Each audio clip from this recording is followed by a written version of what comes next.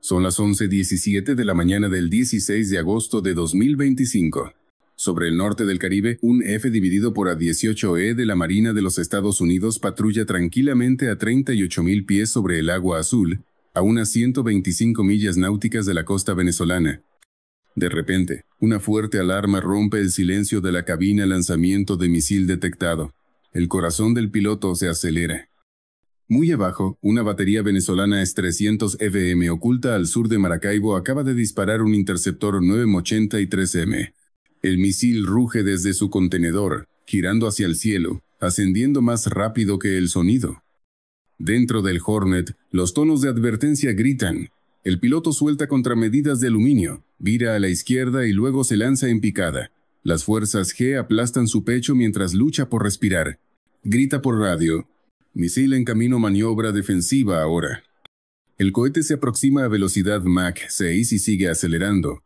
Las manos del piloto tiemblan en el mando. No hay tiempo para pensar, solo para actuar por instinto. En los próximos 2 segundos, uno de los dos sobrevivirá. La pregunta es, ¿cuál? Esto no fue un accidente en medio de la nada. El cielo al norte de Venezuela es uno de los corredores militares más activos del hemisferio occidental, un lugar donde los radares nunca duermen. Patrullas estadounidenses, interceptores venezolanos y aviones de vigilancia de muchos países comparten el mismo espacio aéreo cada día. Un solo error aquí puede encender una mecha que se extienda mucho más allá del Caribe. 3 días antes, Venezuela había lanzado un ejercicio de defensa aérea llamado Escudo Bolivariano 2025, para exhibir sus misiles S-300WM modernizados con ayuda rusa. En papel parecía un entrenamiento rutinario, pero en el aviso que Caracas envió omitió 2 detalles clave: hasta dónde llegaban los radares y cuánto tiempo permanecerían activos. Esa pequeña brecha de información creó una peligrosa zona gris. Para Venezuela era una demostración de fuerza. Para Estados Unidos, una patrulla rutinaria en cielos internacionales protegidos por la ley. Pero para los hombres involucrados era algo personal: orgullo, miedo y presión. En un búnker al sur de Maracaibo, el coronel Héctor Ramírez observaba su radar iluminado. Tras 23 años de servicio y meses de entrenamiento ruso, estaba convencido de que el S-300 podía superar a cualquier avión occidental. Probarlo no era solo un deber, era cuestión de orgullo. Muy arriba, el teniente comandante Jake Morrison volaba su patrulla tranquila, pensando en el portaaviones que lo esperaba más allá del horizonte. Había acumulado más de 2.000 horas de combate, pero nada se sentía igual a esto: estar marcado por un radar de un país que, oficialmente, no está en guerra. Esta historia no trata solo de máquinas. Trata de cómo el orgullo, la mala comunicación y una suposición equivocada pueden arrastrar a las naciones hasta el borde del abismo. En esa franja estrecha de cielo, 2 hombres que nunca se habían visto estaban a punto de tomar decisiones que podrían costar miles de millones o desatar una guerra. Si tú estuvieras en esa cabina, ¿mantendrías la calma o contraatacarías? Presiona 1 para mantener la calma, o 9 si dispararías primero. Son las 11:12 de la mañana. En un búnker al sur de Maracaibo, el coronel Héctor Ramírez observa su radar. Un solo punto brillante se mueve hacia el norte, alto, estable, rápido. Coincide con el perfil de un caza. «Cambien a control de fuego», ordena. El zumbido del cuarto se intensifica cuando el haz de radar se fija sobre el objetivo. Todos saben lo que eso significa. El sistema ya no está entrenando, está apuntando para matar. A 38.000 pies de altura, el teniente comandante Jake Morrison vuela sobre el agua tranquila cuando su alarma de cabina estalla. Su receptor de alerta de radar parpadea en rojo: bloqueo del S-300WM detectado. Activa el micrófono. «Aquí, aeronave de la Marina de EEUUE, en espacio aéreo internacional. Cesen la iluminación de inmediato». Silencio. Activa el sistema de guerra electrónica AN dividido por ALQ-214 y lanza una ráfaga de contramedidas. El tono de advertencia titubea, luego vuelve, más fuerte. Abajo, Ramírez ve su radar llenarse de ruido. La señal se divide en ecos falsos. Cree que el avión estadounidense está tomando acciones hostiles. Toma el teléfono para pedir autorización de disparo, pero la línea solo devuelve estática. 3 intentos. Nada. Aprieta la mandíbula. Preparen el misil 1. La luz verde se enciende. Fuego. Un estruendo sacude el campo. El misil 983M sale disparado de su contenedor, elevándose con una estela de fuego. En segundos desaparece, subiendo a velocidad Mach 6 hacia el cielo abierto. En la cabina la alarma de Morrison vuelve a gritar más alta, más aguda. Lanzamiento confirmado. Empuja los aceleradores al máximo. El Hornet asciende, luego gira bruscamente a la izquierda. 9G aplastan su pecho mientras el horizonte gira. Respira a ráfagas cortas, forzando la sangre hacia la cabeza. Sube, se invierte y desciende, soltando más bengalas y señuelos. 2 minutos, 40 segundos para el impacto. Se dirige hacia un Hawkeye y 2 Growlers que están interfiriendo las comunicaciones. Gunfighter 2-1, te tenemos, mantente al norte, dice una voz serena en el canal. A 6 millas, realiza su maniobra final, un giro máximo y una caída lateral. El misil no logra seguirlo. Pasa rugiendo y explota detrás de él. Fragmentos metálicos golpean el ala izquierda, pero no perforan el tanque. Morrison controla la respiración. Gunfighter 2-1. Misil evadido. Daños menores. Regresando al norte.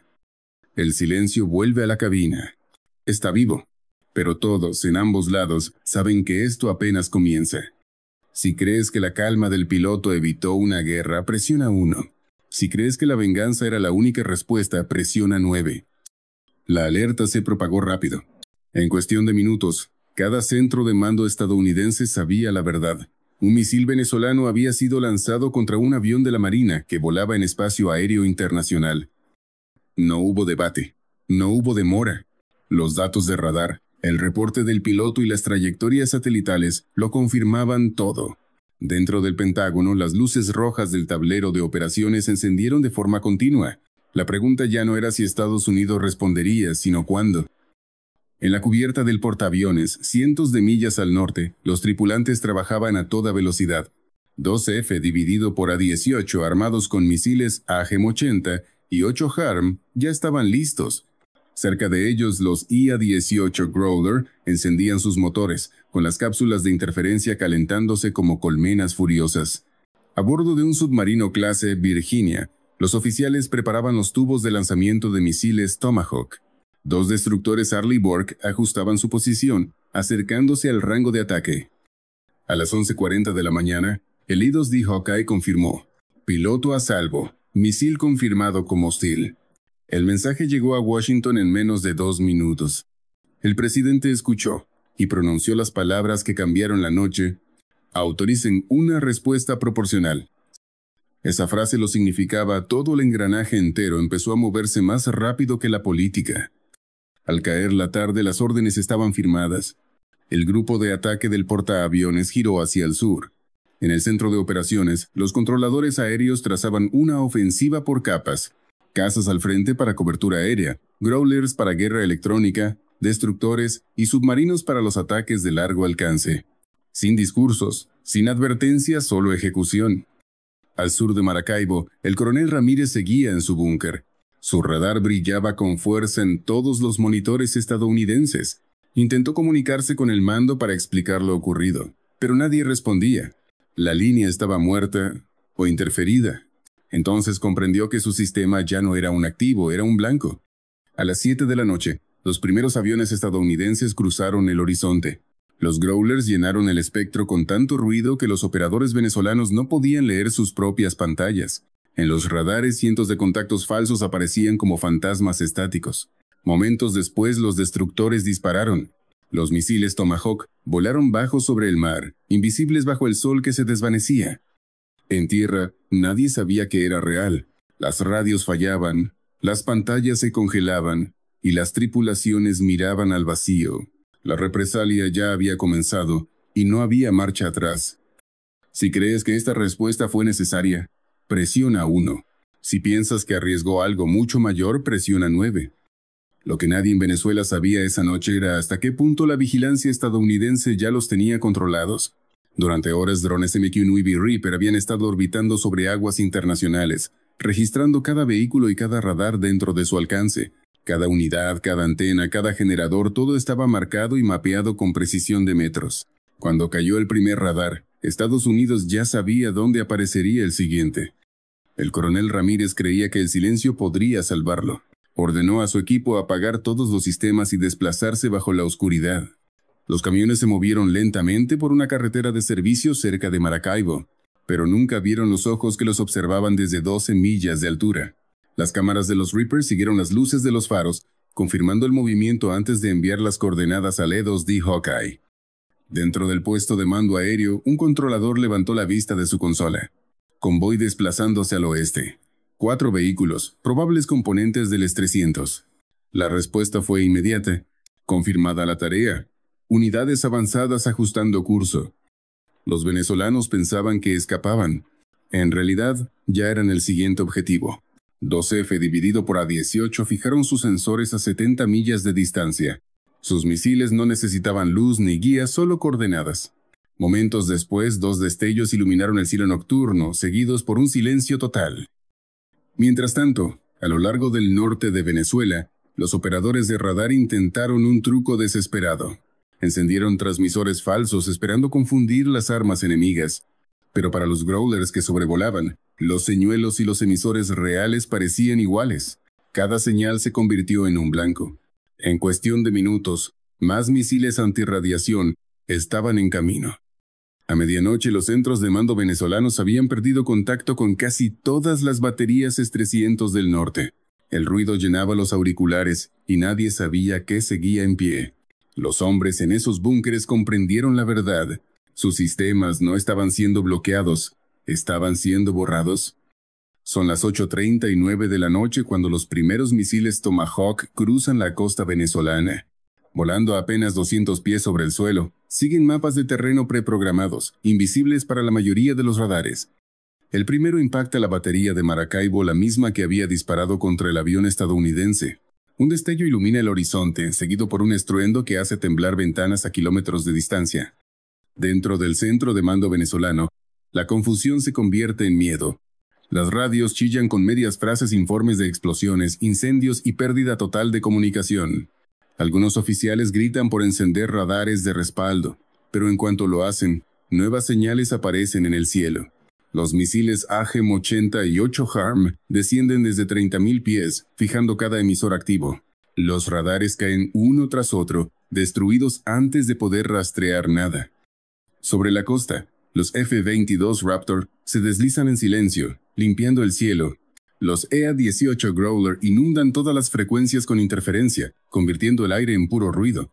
Luego, a 500 millas de distancia, 3 bombarderos Buno-B lanzan otra ola misiles JAS-M, programados para destruir radares de largo alcance y centros de comando. Cada golpe es quirúrgico. Un misil impacta un camión radar, otro un vehículo de mando, otro un campo de generadores. Por un instante, solo hay nubes brillantes. Luego, silencio. Sin fuego de respuesta, sin señales, solo oscuridad. A las 11:15 de la noche, la red de defensa aérea del norte de Venezuela ya no existe. 4 baterías S-300 VM reducidas a chatarra. 6 radares de largo alcance destruidos. 3 centros de comando convertidos en polvo. Desde el primer lanzamiento hasta el último impacto. Menos de 3 horas. En el mar, los destructores estadounidenses reportan 104 impactos exitosos de 112 lanzamientos. Los pilotos escuchan las noticias en silencio, sin vítores, sin celebraciones, solo alivio. En el portaaviones, Morrison permanece solo en la cubierta, mirando el resplandor distante que se desvanece en el horizonte. Sobrevivió al primer misil. Ahora, el enemigo que lo disparó ya no existe. En Caracas, el silencio domina el Ministerio de Defensa. Nodis atrefia hablor. Un solo error, un solo misil, y toda una red desapareció. Si crees que este ataque restauró el equilibrio, presiona 1.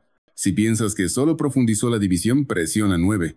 Y si quieres más análisis militares reales como este, suscríbete ahora, tú decides lo que pasa después. Al amanecer, el Caribe volvió a estar en calma. Los cielos que horas antes rugían con motores y explosiones ahora estaban vacíos, tranquilos, casi pacíficos.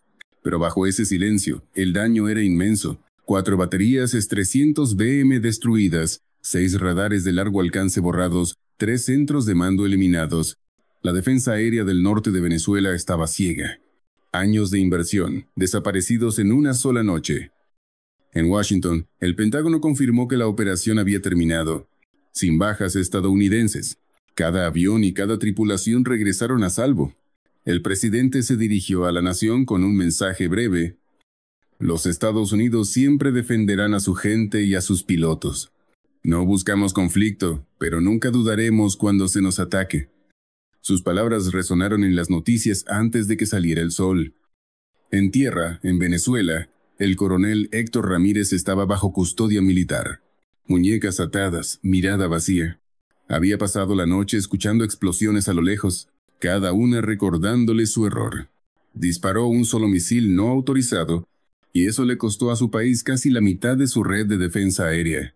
Los asesores rusos que antes lo acompañaban habían abandonado la base antes del amanecer. Para Jake Morrison, el día terminó de otro modo. Se reunió con el capitán del barco, aún con el traje de vuelo rasgado. El capitán no dijo mucho, solo le ofreció una taza de café y un leve asentimiento. «Cumpliste tu deber, hijo», murmuró. Morrison miró hacia el océano sin responder. No pensaba en la victoria, pensaba en cuán cerca estuvo el mundo de otra guerra. La operación demostró algo poderoso, que una defensa aérea moderna puede colapsar rápidamente ante una guerra electrónica y ataques coordinados, pero también demostró lo delgada que es la línea entre defensa y desastre. El orgullo de un solo hombre había desatado miles de millones en destrucción y casi empujado a dos naciones más allá del punto sin retorno. Cuando el sol se elevó sobre el Caribe en calma, cada operador de radar desde Europa hasta Asia vio las noticias y entendió el mensaje. En la guerra moderna, una sola señal equivocada puede borrar todo un sistema. Si crees que esta respuesta fue una advertencia necesaria para el mundo, presiona 1.